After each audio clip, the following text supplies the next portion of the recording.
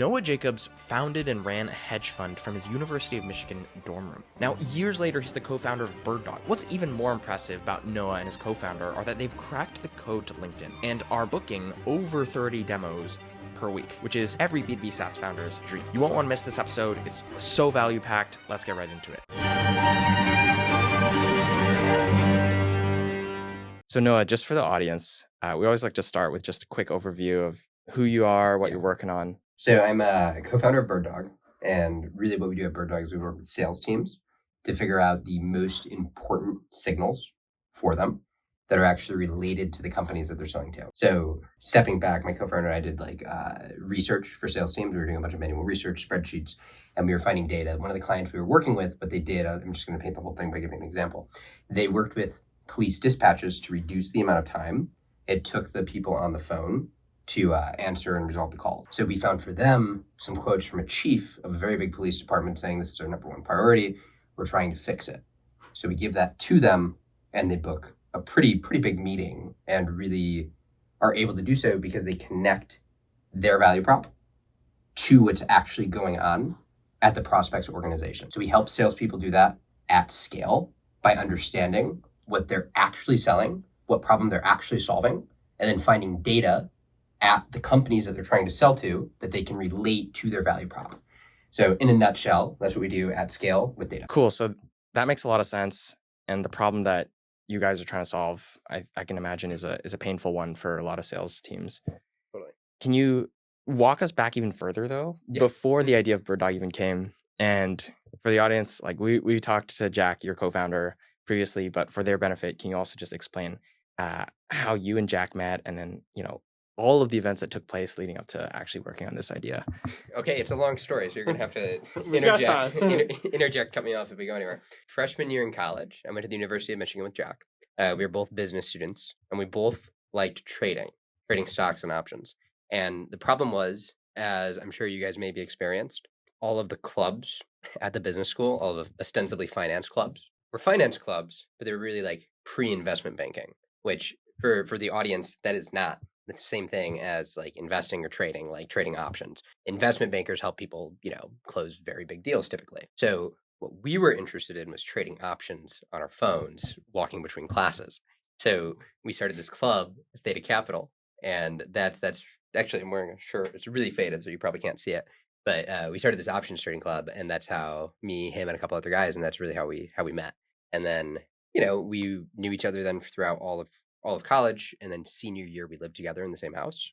And throughout college, I was really leaning into the finance stuff. So I actually started a small fund with another friend, and I was running that. So that was my focus during college. And near the end of college, we had started trying to build out some software to track the equities that we were trading in the fund. And we were trying to sell that to people, but we were having a really hard time. So Jack got on the phone with somebody and he's like, hey, this is some dude off Twitter. He's like, hey, will you pay $5 for the month for the software? The guy's like, no. And Jack's like, okay, will you pay $1 a month for this software? And the guy was like, no. And then Jack's like, okay, will you pay $1 forever for this software? And the guy just says no. And we're like, we're totally doing something wrong. Luckily, at about the same time as that, we had some salespeople who more or less stumbled upon the software for other purposes, and they really liked it. They said they were using it to monitor the companies they were selling to, and we're like, wait a minute, there's definitely something here. So that kind of set Jack and I off down that road. We spent like 6 months doing a lot of manual research for these teams. That's anecdote I gave you. This was 2024, the first half of 2024. So we did a lot of manual research there and did really, really in-depth stuff with some of these clients of ours at the time, and really figured out kind of the data that was important. I'm sure I glazed over a lot. I know that's a lot of information. So by going to these companies and doing research, do you mean like you're almost doing what BirdDog does now, but manually? We were doing a lot of manual research. Yeah, we were like picking through PDFs from at the time, like 3 years ago that had like 4 or 5 year initiatives on them. We were like, board meeting minutes, finding long running initiatives, seeing where the budget is, getting quotes from press releases on websites that nobody looked at. So we were really figuring out how to find this information manually, which when you know that, it becomes quite a bit easier to actually automate something. Are you learning to code at this time too? Or Yeah. So I started coding in 2022. I took one class at Michigan, EECS 183. That's how you pronounce it. It's EECS. I don't even know what it stands for. but it was the first class. That's like I took. electrical engineering. I think it is. Yeah. It might be. Computer science. It's basically Yeah, computer that's a science. classic thing at Brown too. Yeah. So I took EECS 183, 2022. I want to say first, so winter semester then, and then after that, I kind of just started doing like random fun projects that I was interested in. I had some people build out some software for the fund, and started kind of learning through osmosis. And then when we were doing the software to track the publicly traded equities, that's when I started coding more. 2023, my final semester, that fall semester in college, I spent a ton of time coding. I would wake up at like 5. I was taking 2 math classes that were like, I'm a little arrogant, so I skipped more math classes than I should have. And I was way in over my head. And at the same time, I was trying to learn how to code. So I would like get up at like 5 a.m. just so I had time to do this. Like 5 a.m. to 8 a.m. I was coding, trying to build out these different parts for the product. And that was really helping me learn a lot. And then, I mean, I guess at some point, you know how to code, you know, like there's not a moment. I want to ask you about like the hedge fund that you started in your dorm room, because I think that's really interesting. Noah's Ark Capital Management, right? Yeah. Great name. There's 2 Noahs for clarity, and I'm not a total narcissist. 2 Noahs, the apostrophe was after the ask. So, up until that point, maybe it looked like to someone from the outside that you potentially would just continue running it or go down like a more finance focused route. Sure. What kind of pushed you more in like this more entrepreneurial direction of starting your own company versus like continuing to maybe run Noah's Ark or joining like a quantitative trading firm, something like that? Yeah. So part of it, I was really liking coding. Like I was enjoying it a ton. I was like, and just code things and then they do things. And the feedback loop is a lot tighter because we were doing a little bit of a longer term strategy. So the feedback loop is different. I really like being able to sit there and press enter and then the code runs and you see if it does it or not. And then you can iterate on it and move a lot faster with that. So for my brain, that was working a lot better and I was enjoying it more. And then, yeah, I don't know if I would recommend starting a fund as your first business in college. There's a lot of logistical challenges with doing it. And yeah, it's a really hard thing to do. If let's just hypothetically say you get a check from somebody for $100,000. Let's just say you get that and you're managing that. So you're getting a 2% fee on that money every year. So that's $2,000 a year. If you sell a piece of software for $100,000, you know how much money you get? $100,000. $100,000, right? And if you have software margins, it's a pretty good chunk of that. So there's a different level of scale that you have to hit when you're starting something like a finance business that I don't think I understood or comprehended right away. And I kind of learned that the hard way. And it's a very, very different business model and probably would not recommend doing it. So did Jack convince you to close the hedge fund and go all in on BirdDog, or what was that decision-making process like to eventually close down the hedge fund? Sure. So I actually didn't close it down. I had a business partner and I left and he kept running it. Oh, okay. So that was part of it. He could, keep running it on his own and it's a little bit more sustainable that way when there's only one person on it. So that was part of the decision. But yeah, I mean, another big part of it is I felt like I could not do 2 things at once. I felt like I was going crazy trying to do 2. And really it was 3 things because I was still in school. So I really felt like I was doing too much and that it was not going to work or hit any sort of significant threshold if I was doing too many things at once. So I felt like I was spread too thin is definitely another element of it. And I decided to just double down on what I thought at the time was the best bet. And I think now it turns out it kind of was. Obviously, hindsight's 2020, you don't know, but I do think I ended up making a pretty good decision there. So that was the other thing. I didn't want to try to do like 3 things and succeed in nothing. So I was just graduating college. I left it to the other guy. He ran it for another year or 2. And then I went all in on the sales stuff. So you're all in on the sales stuff. You're doing this manually, almost like the AI does it now. Yeah. When did you make the decision? How did you make that decision to eventually say, I'm going to go all in and spend the time to actually code this as opposed to doing it manually? Yeah, that's kind of a complicated question because Jack and I were starting it with a couple other guys and there was this whole team we had and, we just weren't necessarily seeing eye to eye on it. So effectively, Jack and I had a fresh start at some point in there midway through 2024. And at that point, it's like starting from zero. So what are you going to do? And neither him or I wanted to put ourselves in a position where we were doing 40 hours of manual research a week because we're just giving ourselves a job. So at that point, it's like, how do we actually build something that's like super automated from the start here? So today, are you like the sole developer for BirdDog? Yeah. You don't have like a team or anything like that. No, it's all you. Just 2 of us, man. Me and Jack, and I'm doing all the back end coding. Do you use any freelancers, anything like that? No, I don't. Yeah. And Jack doesn't do any coding either. He does the front end. We use a no code solution for that, and that's actually super important because I hate JavaScript and I don't like having to do front end. That means I can focus all of my engineering efforts on the back end exclusively, which is where we're going to derive a lot of, which where we do and where we will derive a lot of our alpha from, like a lot of our edge on anybody else is like focusing on that technically. Got it. That makes a lot of sense. So both you and your co-founder Jack post pretty frequently on LinkedIn. How did that start? And yeah, let's just start there because there's a whole rabbit hole we can go down on LinkedIn. So many rabbit holes. So it was back in 2024, first half of it. I made like a post. It's a very simple post, and I did not have any connections at the time. I had maybe 700 connections, and we had like 3 inbound off of it. I'm like, what is this?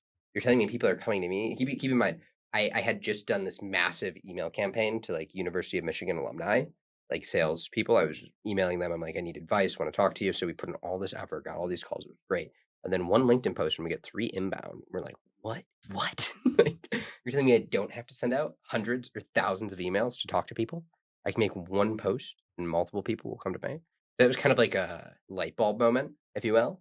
And then it just kind of took off from there at some point. How are you thinking about posting? Like what was that first post, and how has your strategy kind of evolved from there? I can't really remember the post exactly, but it was something along the lines of, here's the thing we're doing. Here's the product or service we're offering. Super excited about it. Here's what it's done. The classic, right? Yeah. Like excited to announce. Yeah, we didn't use that the cupcake Yeah. picture everybody used. We didn't use that. It was a photo of something else, I'm sure. But it was really, it might have been our logo. But it was we had just pivoted from the finance stuff, and we felt like we had finally got something. So it's like, announce it, see what happens. And that was kind of the first post. It was like very, very much, let's just kind of see what happens, like in kind of like almost a random bet, and kind of worked. Were you trying other social media platforms too? No, we did not. No, I tried Twitter a little bit, and I did not pick up as much. I didn't get any inbound from it right away. So it's, dopamine. Where'd I get the dope? I got the dopamine. Do you think that's because there's less like sales reps or your ideal customer on X, or maybe they're like more active on LinkedIn? So LinkedIn is absolutely awesome for what we do, because to your point exactly, our ideal customer lives on LinkedIn. A lot of salespeople use LinkedIn to book business. So yeah, they're already on LinkedIn. That makes a lot of sense. I've heard from other people that there is a decent number of salespeople on Twitter, and even a decent number of salespeople on TikTok. Some people have told me this. But we've kind of just been continuously doubling down on the one channel until we hit a certain threshold, and then we'll look at investing in other things a little bit more seriously or thoroughly.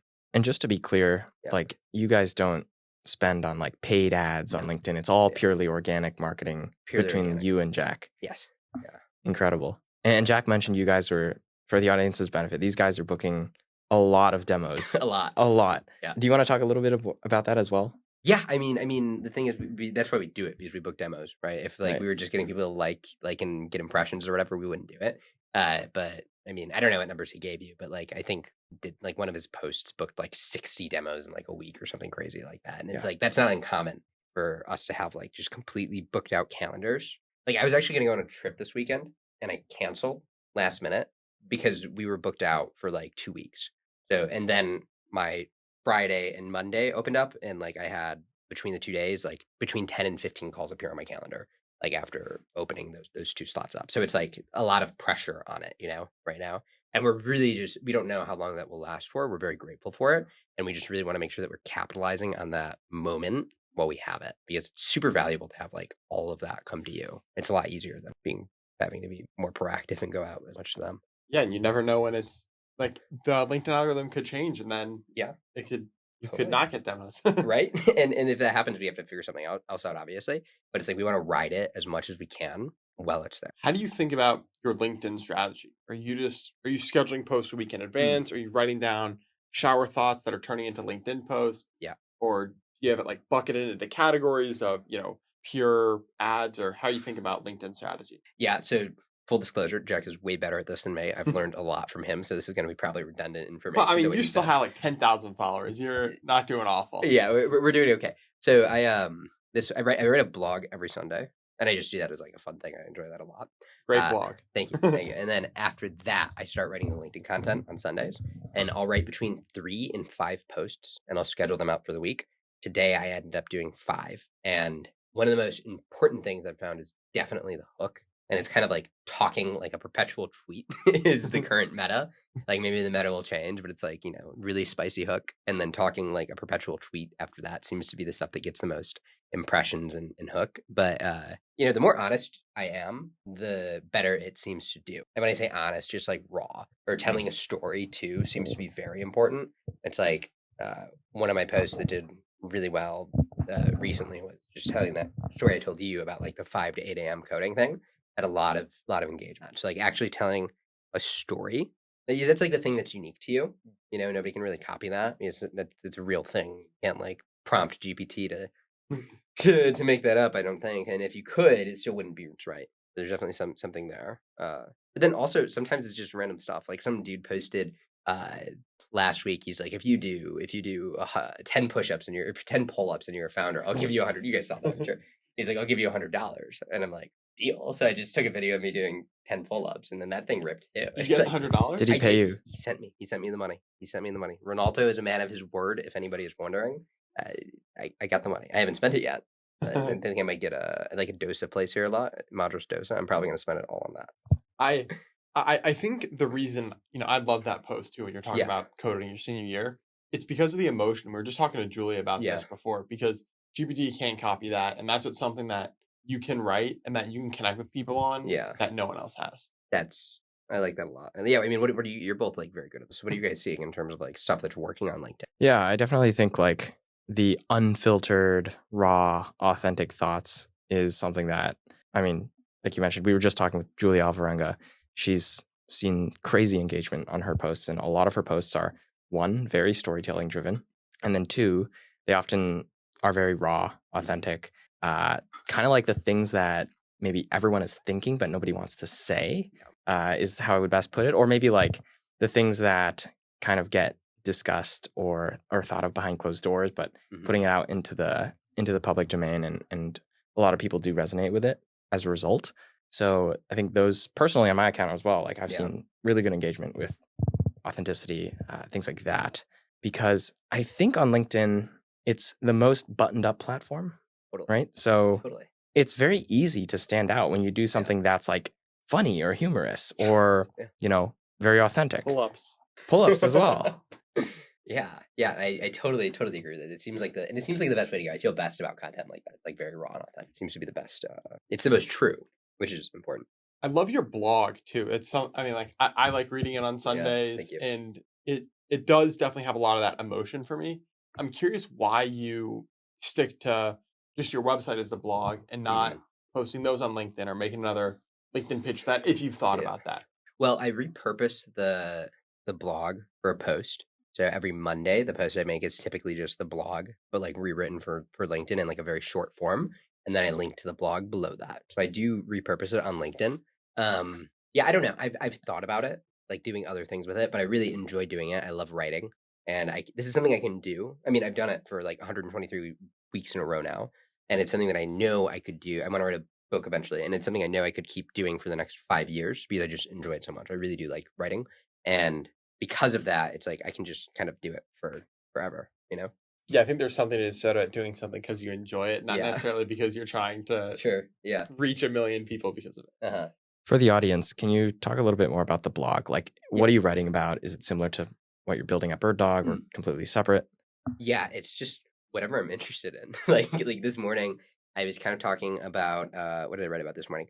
This morning, I wrote about just being aggressive with iterations. Like, so and what I was talking about is, if you're a professional athlete, there's this thing where you're like Kimura. Do you guys like martial arts? Yeah. Okay. No. So Muay Thai. Muay Thai. Okay, I've done a little bit of Muay Thai, but I'm much more of a Brazilian Jiu-Jitsu. Have you done any of that? I've done a little bit of like the traditional jiu-jitsu stuff. Okay, cool. So there's a move called the Kimura. This comes from a guy named Kimura, and he was just absolute savage, Japanese jiu-jitsu.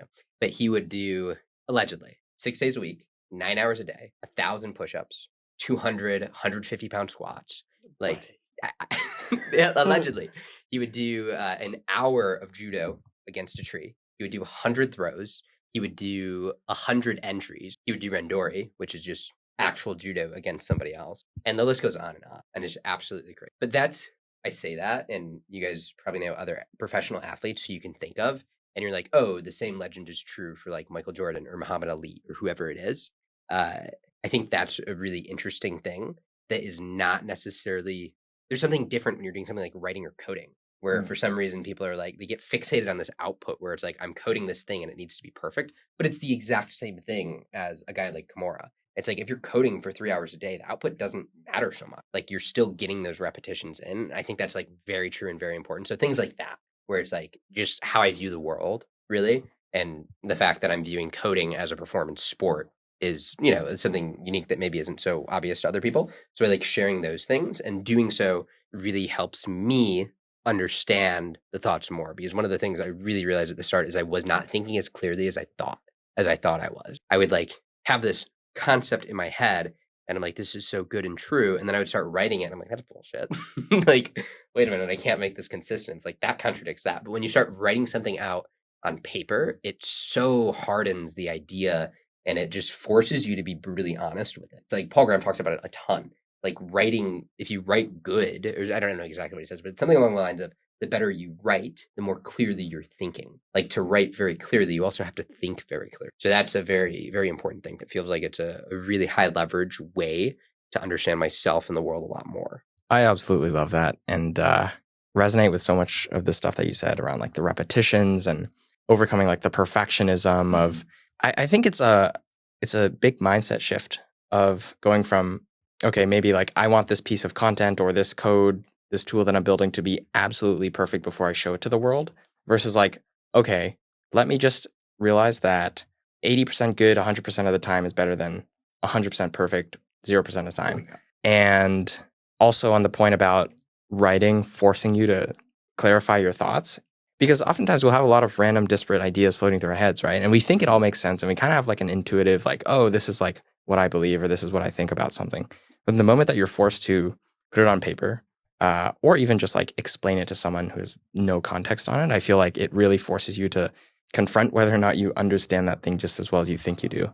So I think that's a great way to put it into practice with the blog, because you're forcing yourself to write about your ideas every week. Yeah, I could not say that better myself. Like, it forces you to be real. It forces you to be realistic and honest with yourself. I think a co-founder is great for that too. Because sometimes, you know, even with this podcast, I'll get ideas of whether it's segments or guests and things to write, and I'll send it to Matt, and it's just another pair of eyes, like a sanity check before I even hit send. I'm like, wait, like, should I, like, you know, it's an important exercise. Yeah, that is, I totally agree. Jack is such a great co-founder for that reason, because he's so no bullshit.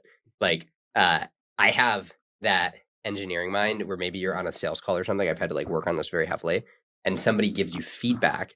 And the first thing you do, the engineering brain says, oh, how can I make the product better to address this? But at the same time, there's that sales brain where it's like, hold up, is this actually the problem?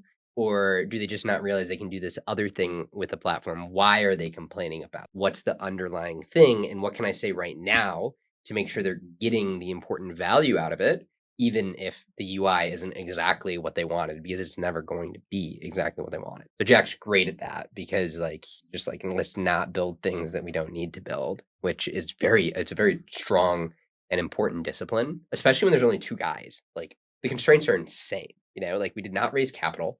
There's only two of us. There are only so many hours in the day. So we have to be insanely careful with what we invest in. And everything is an investment, by the way. Time, actual capital. Those are you have time, and that's your main resource. And then you also have capital, and that's also a resource. And you have to be like very careful with both of them. Yeah. How do you guys decide how to allocate your resources? That's a terribly complicated question. I think one of the big things is figuring out, so it changes over, because at the very beginning, when you don't have any customers and you just have people you're kind of talking to, it's like trying a bunch of small things to get them to pay as fast as possible. It's like, how rapidly can we get this from nothing to something that they're actually paying for? That's very important. And then once you start getting a few of those people, I think it starts to shift a little bit, where it's like a gradient ascent if you're into math at all, but it's like, how do we go from where we are up the hill towards the Holy Grail? Because now you actually have some direction and you can start optimizing or just going further in that direction. So I think it's understanding what things, once you start having your chorus of customers, what things do they actually care about, which is not exactly what they tell you they care about, And you have to be careful that you don't get caught on some like local maxima where it's like one thing we did that was super great in, I don't remember what month this was, but it might have been February or March. We had a bunch of churn. It might have been April. We had some point where we had a bunch of churn all at once. And what we did is we put out a spreadsheet and we just did 2 features. So we wrote everybody's name on a spreadsheet, everybody who churned, and we put out 2 features. I can't remember what they were. One was like, is an individual. Other one is like, doesn't really know, told us that they didn't really know what they were looking for. There was something like those 2 very simple features. And for each of the people who churned, at least one of those was true, if not most. So is that clear? They churned, and we figured out that the commonality between those people who churned was a lot of them were solo individuals. And a lot of them told us explicitly, I don't really know who I'm selling to yet. So it was like, that was a very big pattern. And we figured that out early, which meant going forward, we didn't necessarily listen to people who had those 2 things as much because there was something off about them for what we're doing, right? So we doubled down on the people who didn't churn and the people who were like the people who didn't churn and figure out what did they like. So there's a lot of filtering you have to do because it gets very, very, very noisy very fast. And that's a benefit of having 2 people because it's less noisy when there's 2 people. When you have I've been on teams of like 5 and you don't get anything done. It's terrible. You're just all sitting there like getting in your little powwow and it's like everybody has a different idea and then talk quickly outpaces action. And that's I'm sure there's a way to do a team of 5 equal people and make it work, but not for me. It's very challenging.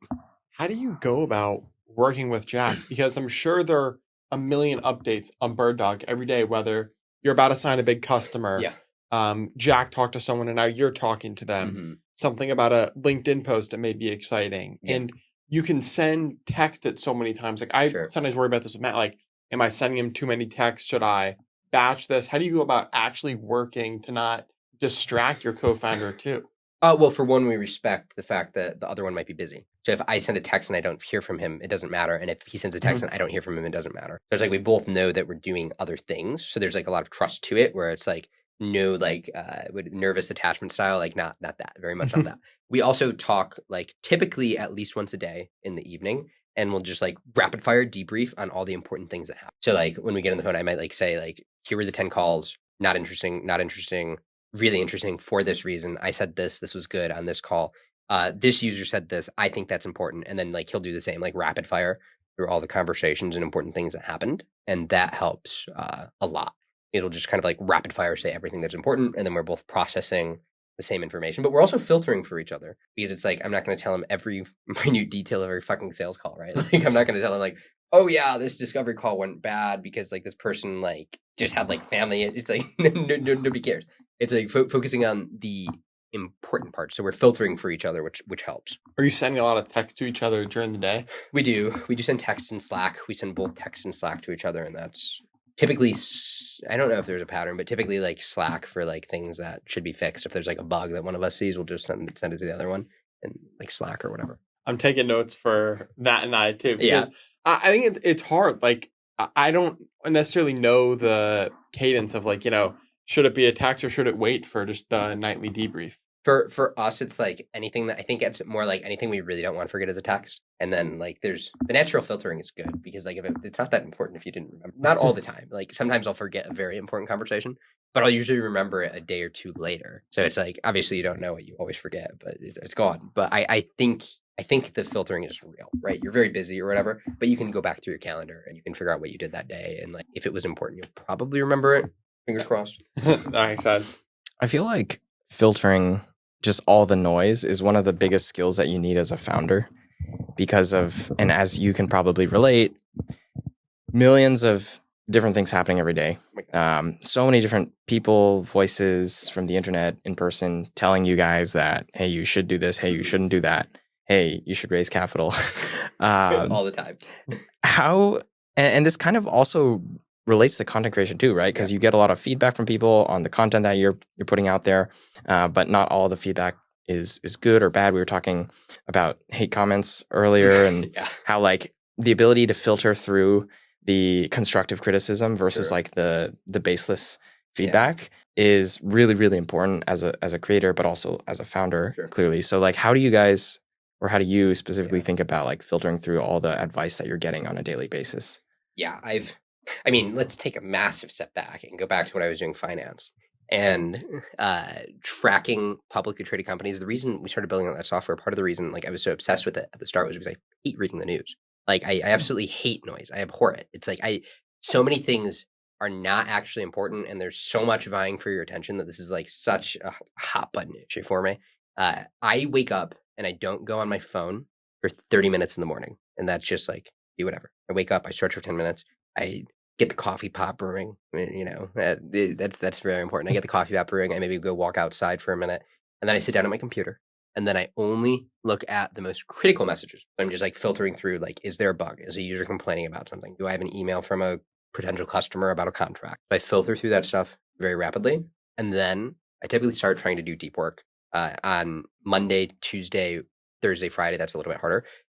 Just because some stuff does come in that I want to address immediately. But for the first part of the day, I'm trying to do deep work there, which is entirely filtering out. And then on Saturday, Sunday, Wednesday, I have a lot more of that. And it's just like trying to filter out the noise by not listening to any of it whatsoever. I'm grateful that Jack is able to like look on LinkedIn. He'll send me important LinkedIn posts, but like I think competition, to quote Peter Thiel, competition is for losers. Like I don't really care so much what the competition is doing because I know what is valuable. I have salespeople telling me what is valuable. I have users who are saying this is great, and sometimes it's like very obvious what the next valuable thing is, and it's like nobody else is doing it. That's great for me. And if somebody else starts doing it, maybe I'll start paying attention. But it's like so many times. Also, sometimes people don't understand what you're doing, so they're like, "Oh," and you have to get good at explaining what you are doing compared to the competitors. Even if you think it's trivial, you have to explain it very well because sometimes people will be like, "How are you different than this?" It's like I can tell you a million ways I'm different than this. Just give me 30 seconds. So it's like that. I'm getting a little off topic here. We're talking about noise, but yeah, so it's like ignoring a lot of those things. And when it's important is when somebody else directly asks you about it and it's like in the way of something like revenue, right? Then you have to address it and it's not noise, but you're pretty much convincing them that it's noise too. Like that's now your job to convince them that it's noise as well. It's like, this is actually not important for this reason. And you have to stay up to date on what's going on. So very grateful that Jack's doing that and keeping me informed. I mean, I also check out these tools too. And it's like, you see a bombastic post from like somebody else in the space and they're like, oh my God, we're doing this, and you like read it and you're like, yeah, this is absolutely not at all what I'm doing. This is just like somebody reselling this one data set that everybody resells, or it's just like a GPT wrapper. And it's like, okay, cool. Like fine with that, So it is really noisy and I protect my attention super aggressively, very aggressively. I think you have to. I have a book recommendation for you if you haven't read it. Have you read Smart Brevity? No. I think the guys are Michigan alums. Man. I think Jim Vandehei, the Axios founders. Have you ever read Axios or Politico?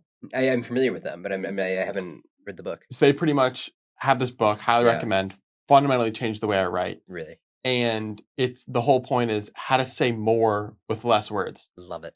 And it really helped me cut out a lot of the fluff. I love that. My dad loves the book, and I'm going to read that. I'm going to send it to you. It's Mr. like Mayor loves the book. he does love the book because time, like you're really doing your audience, whether it's on LinkedIn or your blog, or whoever's reading your email, or whoever's reading your signal on BirdDog, a message, you're saving them time and effort by condensing what you're going to say in as few words as possible. Yes. 110%. And a lot of people think the opposet. Yeah. You get like these paragraph emails, and it's like, what are you doing? It's like, this is like a lot of words. I don't know if I plan on reading the whole thing. It's going to be a challenge. It's a great book. Okay. How often are you getting asked, how is this different than ChatGPT? Is that pretty much the most? That's such a great. I fumbled on that a couple weeks ago. I'm still salty about it. Like I was on a 48-hour fast. It was like one of the worst sales calls of my life. So I was doing a 48-hour fast.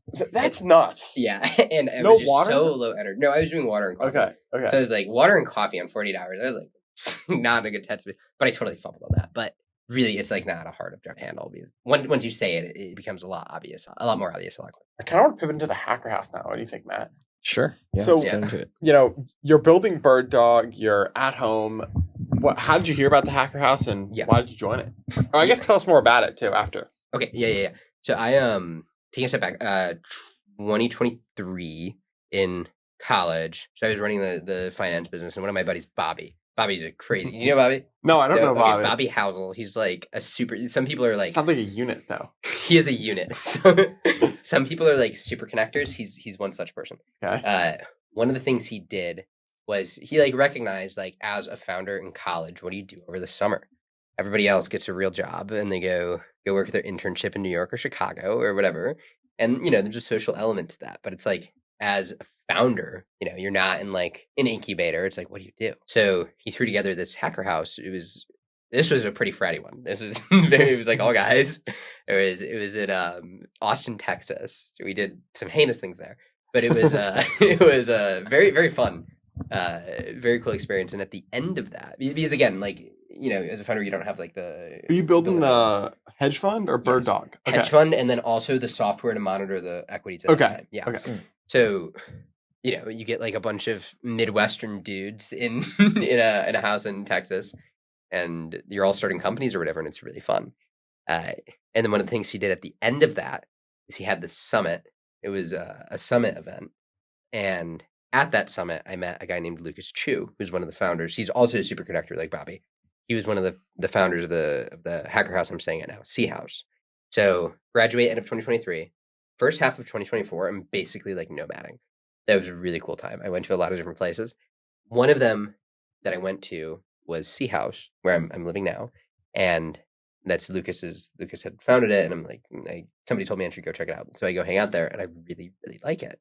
So I come because it's just like hard to describe. Again, when you're building a company, you don't have the built-in professional network that you do when you guys are like consulting, right? You're around a bunch of other smart people. You're doing things and it's really smart, right? You have like one co-founder when you're building a company. And if you're not in like an incubator or whatever, there's no network there. So like I went to this place and it's the greatest thing ever because there's these people, they're like showing me how to do like this magic with code. I'm like, what? I can do this thing so quickly.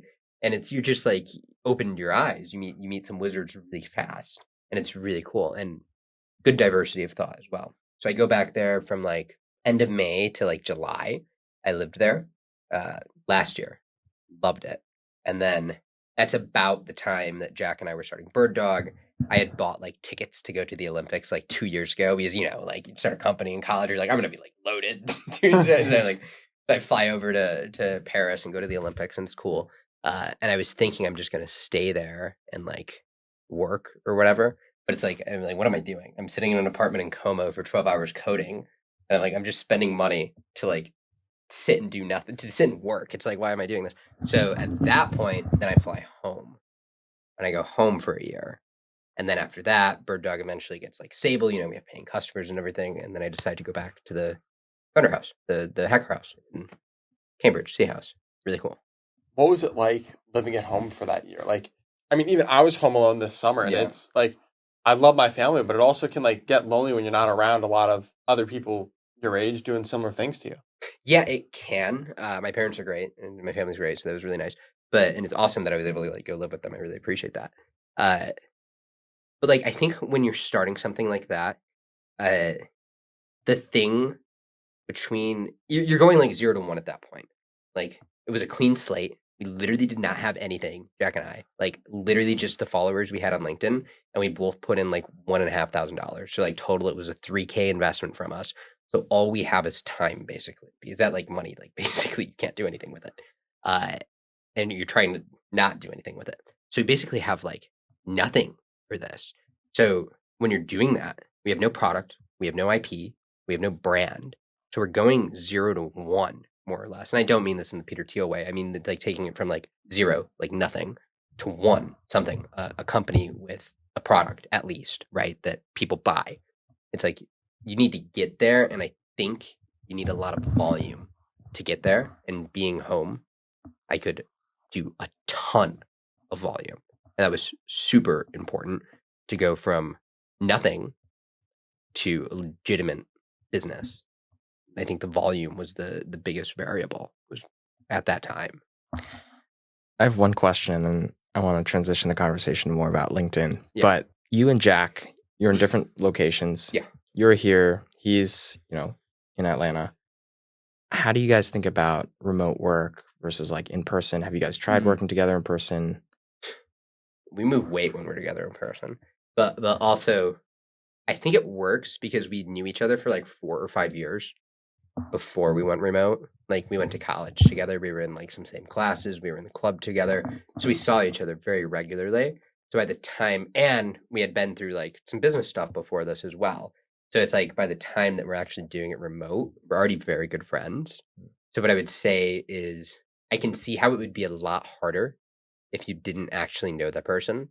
And I've done that before, where it's like I've had low touch with somebody, but I was working with them remotely, and it was not as clean, so to speak. It was a little bit more confusing, a lot easier for things to get lost in the digital communication.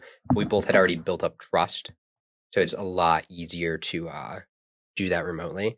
Him and I, are we going to move close to each other? We might, not sure yet. His girlfriend just moved down to Atlanta with him, so like, you know, they're going to stay there for a bit. I really like it here though. And it's like, we don't need to be in person together. I'm probably going to go, I haven't told him this yet. Jack, I'm going to go visit you in January, I think. So there's that, right? For a week or two. I hope you're okay with that. But yeah, I mean, I think it works if you know and trust each other. I can totally see the value of being in person, but it's certainly not necessary. We both get a ton done without it. But we do spend a lot of the time on the phone with each other too. What is it like living in this hacker house? Like, is it like, I mean, were you in a fraternity at Michigan? Is it similar to that, or like? Okay, so I was in a fraternity at Michigan, but I didn't live at the fraternity house. Okay. Which one were you in? SAE. Okay. Yeah. I don't know anyone at SAE, but figured, had to ask. Yeah, sure. It's way different than a fraternity. It's a good way to describe. So, or 15 people living there? 16 or 17 people. We have 2 units right next to each other. It's like in a house, or so it's like a townhouse thing. Okay. I think there's 6 units total in the building, and we have 2 of the units that are right next to each other. To see people like running between the two, the 2 units, you have to go down a stair and then up a stair, and the back doors are right next to each other as well. So that's very fun. There's a lot of flow between the 2 houses, but there's like 16 or 17 people, and it's super chaotic in the best way possible. Where it's like there's always something going on. The thing I like most about it is like I'll be cooking eggs, and all of a sudden I'll be talking like efficient markets with somebody, and it's like just the nerdiest things come up, and I absolutely love that. And the flow of information is really, really high. With some of the people are far ahead of me, so it's like really cool to hear from them and see what they're doing. How do you balance that social aspect and also locking in, so to speak, with deep work? Yeah, so that's the interesting thing. I went here to balance it because I wasn't balancing it before. I was just like doing work and I wasn't doing anything social. The stage of life I'm in is still one where it's like my default is just to like work and not stop. So the fact that I'm at a place like this means a lot of the social moments are on autopilot. Because if I'm cooking eggs, I'm talking to somebody. Or if like I want to go dinner, I just like text in the chat and like he wants to go get dinner. And we go to Berryline all the time. It's like great ice cream place. It's like that happens like 3 times a week. It's a problem. But overall, I think it actually puts a lot of the social stuff on autopilot. We have events at the house. So it's like it lowered the barrier for me to be social in a good way. And I can still lock in. That's awesome. What's the financial model of the house? Are you paying rent? I'm paying rent, yeah. Okay. Yeah, is that what everyone does? Yeah, everybody's paying rent. Okay. Yeah. No equity of BirdDog? No, nobody's getting that. That's my most coveted asset. Do you think the founder house is making money through that, or? They are. So these things are notoriously hard to run without losing money. Because content houses too have just been. Are they bad? Are they? Yeah. They've all pretty much gone under. Yeah. So there's a nonprofit attached to this. Oh. It's kind of like this collective bargaining because like you get this many founders and you have like a good track record. The thing's been around for like 2 or 3 years now, so you have a good track record of people like going here and raising money, and then you can get VCs to sponsor it, which really helps the model stay up.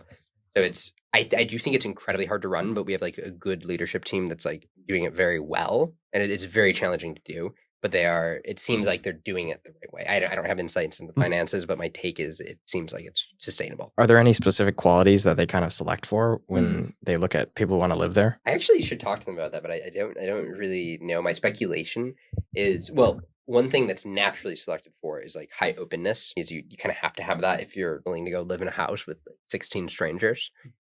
So I think that's naturally like self-selected for, but everybody's very friendly, right? Obviously everybody's like smart.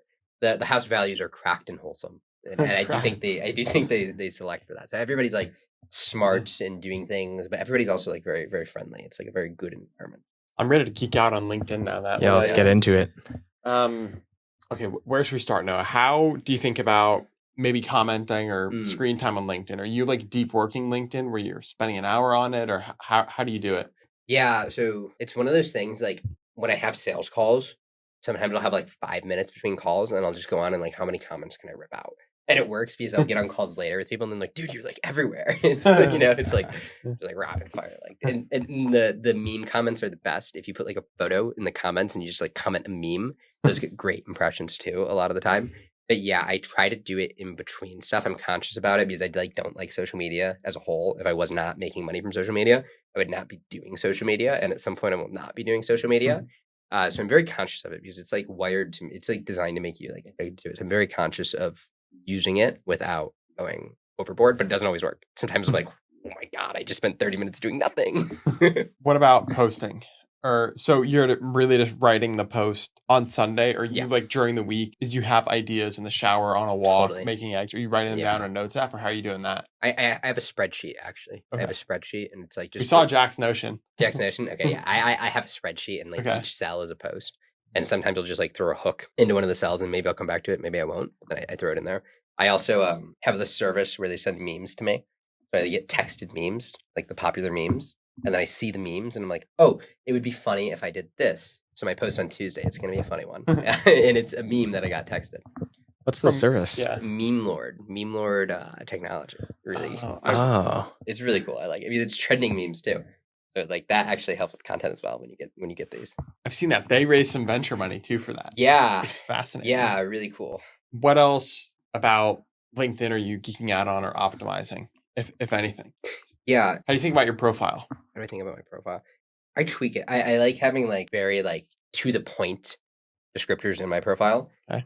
Jack convinced me. I had a like a side shot, headshot. It was kind of like this, but he convinced me to do like a front on one. So I just changed that.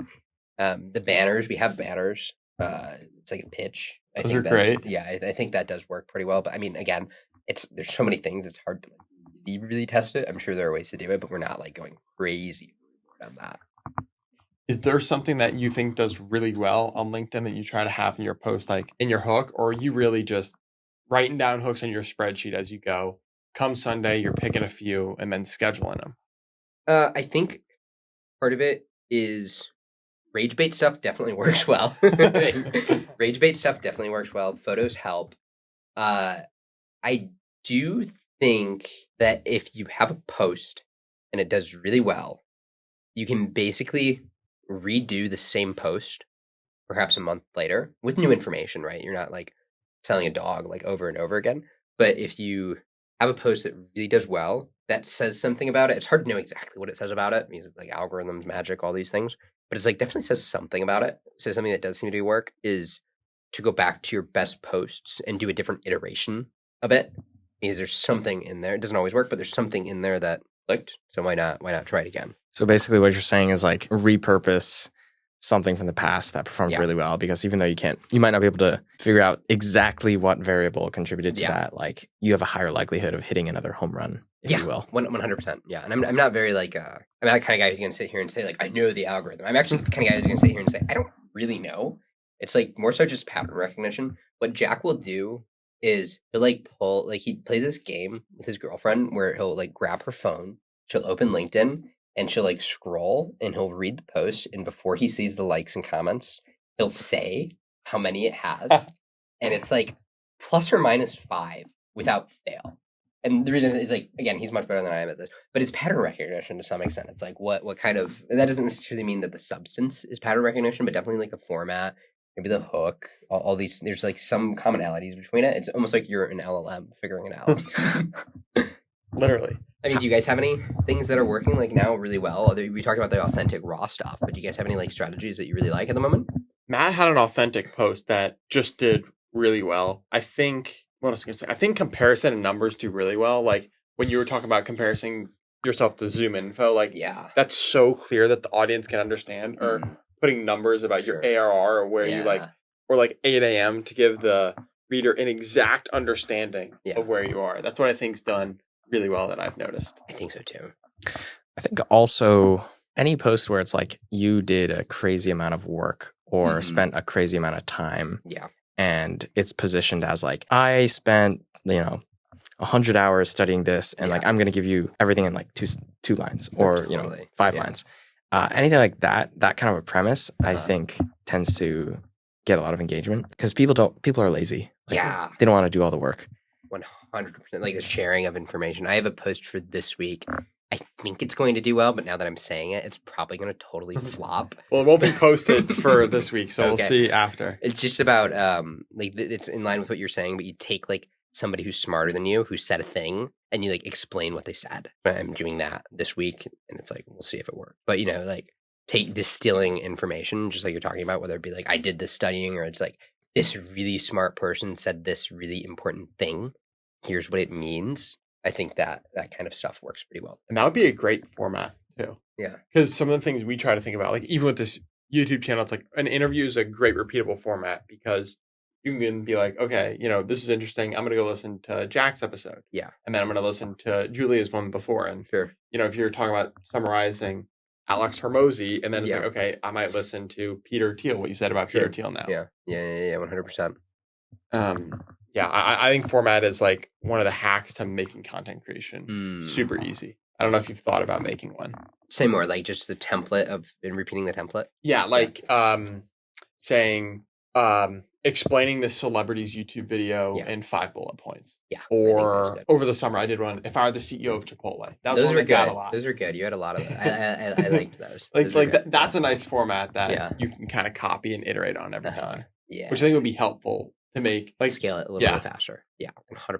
Have you thought about, because another thing that, so when we had Jack on, we pretty much pulled up both of our impressions. We both had around 3.5 million impressions in the past year. Yeah. And he's got 20,000 followers. I've got 7 right now. Yeah. And one of the reasons I think is because when you're following Jack, you're following a channel. It's very clear what he's building at BirdDog. It's very clear like what you're trying to change in the industry. And for me, it wasn't. Like I was posting about place to place, protein bagels, graduating brown, all the stuff starting. And I'm curious to go a step beyond that. Yeah. Have you thought about having a specific goal for BirdDog that you want to take your audience on? Like some people say, you know, day 5 of building $1 billion business. Sure. Or I don't know if that's ever crossed your mind. We've thought about that. Something Jack posts about, and I totally, we do like the idea of like revenue per employee, maximizing that, like that being our vanity metric, so to speak. We don't think it's actually a vanity metric, but it like is our vanity metric. Yeah. I think that's a good one. And like talking about like getting to like whatever it is, like $2 million per year per employee is crazy. Both of your companies are 400 or 500K per employee per year, I want to say. Fact check me. But I was doing a bunch of research on this. Okay. Netflix is one of the highest ratios for like large public companies, but that's a really interesting metric for us. I think that would be a cool thing for you guys to almost go on a road to like $2 million per employee. Because then for me, like when I'm following people that are on a goal like this, I feel like every like that I'm on is helping you towards that journey. And also on something like LinkedIn, when you're liking it, you're almost associating with them in a way. You're saying like, I'm like part of this too. Yeah. And that might make it like cooler to associate. I like that. The other thing I think that would be like more on topic would be like what we're doing product wise and like associating with that, like trying to bring back the real world research function into sales teams. Like, and I think it needs to be more punchy than that. I don't know exactly what it would be. After you read Smart Brevity, you'll have a better idea. We'll have a better idea, but something along those lines. That's really what we're trying to do is like make it, you know, the thing we're doing is the thing that the best salespeople have always been doing. It's just like now you can finally scale it with software, with good software. But because it was harder to do, everybody's still caught up on these all like midwit solutions that aren't very good. So it's like you're getting sold on the thing that we're actually selling and you're getting something else. So like that narrative of we're actually giving you the thing that salespeople have wanted since like salespeople existed, you know? 100%. Like, it's not like, oh, hey, we made this new thing, like, try it out. It's like, you've been wanting this, whether you know it or not, for all time. And here, we just made it for you. Yes. I also want to talk about DMs on LinkedIn. So are you DMing people like outbound on your account, or are you mostly just taking these inbound requests that come through your content, Jack's content? Yeah, personally, I'm taking inbound requests. Jack does a ton of outbound DMs to like people who are engaging. Every once in a while, if I see somebody engaging with a lot of my content and they have like in ICP title or whatever, I'll shoot them a note. Just say like, yo, what's up? Or like, thanks for engaging with my content, whatever it is. I don't do a lot of outbound. I do get some inbound on my account directly and like DM wise, and I'll like obviously fill that rapidly. So you're probably not sending as many connection requests either? No, I should be. That's something I should be doing that I've been. What have been like the most effective DMs that you've received before from, it could be from prospects or from other people? Almost nothing. I think if I'm being honest, like, it's been luck on their part. Like if it's been good, it's like they happen to say the thing that I was just thinking about, and maybe they have like some magic software in the background that like reads my mind or something. But like almost nothing. Like if somebody sends me like thanks for connecting after they connect, maybe I'll say like thumbs up or whatever, and then if they immediately go into a pitch, I'm like I'm running away. Like, and then if I get into a sequence to somebody where it's like they just keep DMing me and I'm not responding, I seriously consider unconnecting with them. I'm like, what is going on here? Like I like there's not a spam filter on LinkedIn, so it's like I can't just like send to spam. So it's like I usually don't connect with them, but I like seriously consider it. Like, you know. Have you ever gotten a voice DM? Those have worked. You're 100% right. Yeah. Now that you say that, I've gotten 2 or 3 of them, and both times I responded. I literally made a post about voice DMs this morning because I think they're so effective. I totally agree with that. So I recant what I said. I've gotten 2 or 3 voice DMs, and I'm pretty sure I've responded to all of them. Do you respond with a voice DM? No. I don't like sending voice DMs. I mean, I would if I was trying to book meetings. Like, I don't care, but like, I prefer texting. Do you remember what these voice DMs, like what these people were talking about, how they kind of approached pitching you? I can't, if I'm being honest. I really can't. It's the novelty factor. Yeah. It felt personable because it was their voice. And they like obviously called me by name or whatever, which makes it feel more personable. And I don't think it was AI. It didn't seem like it was. Yeah. I don't know how long this is going to be like a source of alpha in the LinkedIn outreach methods. But for now, I do think it's extremely effective. And even for like landing some guests on the pod. Yeah. I've seen way higher response rates from voice DMs. So you guys hear that? They're giving out insane alpha right now. You need to be sending, if you're trying to book meetings on LinkedIn, just rip voice DMs all day and it will work. What we're saying, right? Yep. 100%. You heard it here first. You've gotten to the point now with BirdDog where you have the money for ads if you want ads. Sure. Have you thought about running LinkedIn ads or on other platforms? We're superstitious about LinkedIn ads. We've heard that if you do them, it like nerfs your natural impressions. That's what Jack said. That's what Jack says. We stayed away from that. One of our friends does like an AI-powered content advertising thing, and we want to give away with him. So we're trying out Facebook ads. I don't know if he started them yet, but he's about to. Which one is that? Is that Blueprint? No, it's Agent Web. Okay. Great guy. So he's trying that out for us. So that's kind of like our free way to like, you know, see if that works. And, you know, if that's working and we're getting net new meetings that we would not have otherwise been getting, I don't know why we wouldn't pay for something like that afterwards. But we're also like, you know, constrained already on the number of meetings that were booked. So it's not like the most important lever to pull. Have you guys considered potentially hiring like a sales team or anything like that to help you scale the demand? I think we're close to product market fit, but I don't think we have it yet. And things are working so much better than we did when we had our first paying customer, but we know that it's not quite there yet, but we feel like we're really, really close. And once we get that, the probability of us doing something like that, reinvesting capital in, definitely goes up. But we don't want to put the gas pedal on before we have to, because we have seen so many people in our space scale too early. And just all of a sudden they're launching a new product every 2 weeks to try to increase their TAM.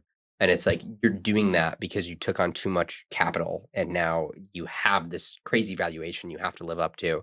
And it's just a completely different game than what we're doing. We're bootstrapped and we're profitable. We can go at whatever pace we want. So we're still going slow. The more important lever for us right now is raising prices.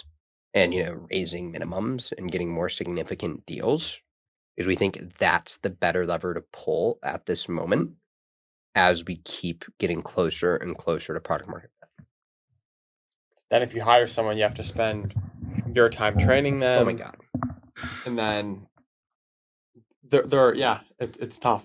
Yeah, one of my mentors gave me really good advice on capital raising.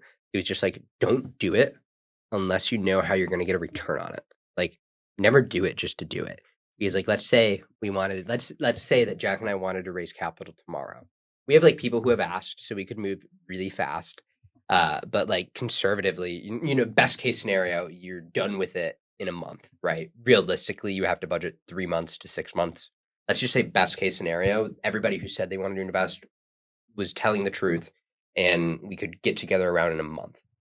That's still 3 months after that before you even start to see any sort of ROI on your first hire. Because now you have to hire somebody, which is going to take a lot of time. And then you have to train them, and then you have to ramp them up. And if you don't do that right, then you just add another 3 months after that. So now we're 7. If we mess up the first time, now we're 7 months out before we start getting ROI on that capital. And it's like we've been doing less of what's working because we're trying to make something else work. So there's a lot of risk with raising capital, even if you like move the probability of you getting the money in the first place up to 1. Like, even if it's like 100% chance you're going to raise a capital, it is still risky. Like, yeah. Totally agree. Makes a lot of sense. I hate to cut it, but I think we should go to good idea, bad idea. Yeah. Okay. Good. We're going to transition here to a segment I love, and I've heard so much about it. Let's see. Only 4 ideas for you, Noah. Okay. And I'm going to read it to you, and you're going to tell Matt and I in the audience if it's a good idea or a bad idea. So, the first one is a viral stunt for you guys, is BirdDog for dating.